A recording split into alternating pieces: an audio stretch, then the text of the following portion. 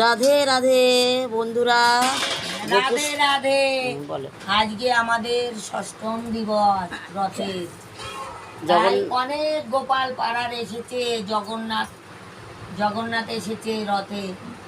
তাই অনেক গোপাল এসেছে এখানে, প্রতিদিন ভোগ পায়, প্রতিদিন প্রসাদ এখানে সেবা করে গোপুরা সব। অনেক ভক্তর সমাগম হয়। রাধে রাধে বন্ধুরা, তোমরাও এসো আমাদের এখানে। জগন্নাথের মাসির বাড়ি,